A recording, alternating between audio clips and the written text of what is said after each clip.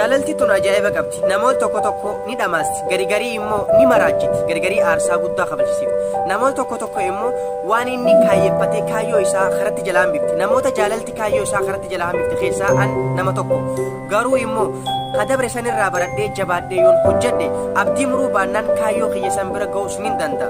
Wanni kaayyoo kiyya san bira ga'u na dhorku hin jiru yoon fayyaa qabaadhe. Gaafa mana barumsa sadarkaa gadaanaa baradhu hawwiin kiyya waan guddaadha ture. Hagam barumsa koo xumuree doktora ta'ee uummata kiyya tajaajilutti gonkumaa'u jaalalaaf yeroo hin kanu. Gufuu adeemsa kiyya keessatti natti dhuftu hunda obsaan buqqisee hagan kaayyoo kiyya san bira ga'utti jabaadhee barachuun qaba jeetiin yaadaa ture. Garuu jaalalti mataan isheetu mootiidha. Heeraa fi seera namatti hin bultu. Gaafan kutaa torba baradhu intala Dabrituu jedhamtu irraa jaalalti garmalee onnee koo namiiti. Dabrituun ijoollee ganda keenyaati. Kutaa takka irraa eegallee haga kutaa torbatti kilaasii takka keessatti wajjin barachaa ture. Garuu gaafan kutaa torba ga'u jaalalti ishiidhaa baay'ee garmalee onnee koo namiiti. Namoota ishii waliin haasa'u, dhiirota ishii wajjin taphattu hunda mana barumsaa keessatti yoon arge ootuuniin eegale. Waan garmalee miidhameef dirqama akkan ishii fuudhu gaafannaan kophaa guyyaa takka na teessistee na gorsuu eegalte. Wanni hundinuu yeroo isaa eeggatee ni dhufa. An garuu si jibbee osoo hin ta'in sin jaaladha. Yeroo keessa jirru kanatti fayyadamnee waan harkaa qabnu kana dura galmaan haa geenyu. Saniifuu waa'ee jaalalaa keessaa amma bahe. Garuu jaalalaanis wajjin deemuu ni dandeenya. Yoo wal shakkuu baannee wal amannee wal jaalannoo taate kaayyoo keenya galmaan geenyee gaa'ela keenyas raawwachuu ni dandeenya. Wanni nuti ammaan tana harkaa qabnu kuni dildila milkaa'ina keenyatti nu ceesisuudha. Naan jettee na gorsitee kaatee na biraa deemti. Garuu an yeroo saniif gorsa ishee haa fudhadhu malee onneen koo yeroo ishee argee baay'ee na dhukkuba. Barumsa koo kutaa torbatti sababa ishee kufeetiin ishiin kutaa 8 dabarte. Gaafan kutaa 8 dabru ishiin 9 baratti.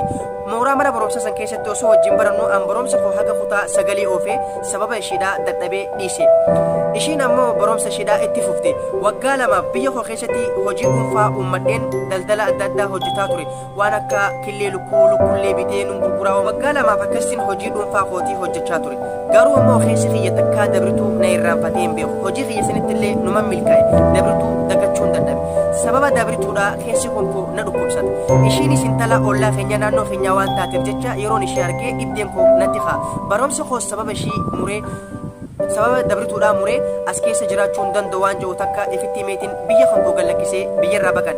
Waggaa 6 biyya namaa keessa namaaf hojjetaa jira. Garuu yoo ishiidhaa san galmaan gaattee jirti.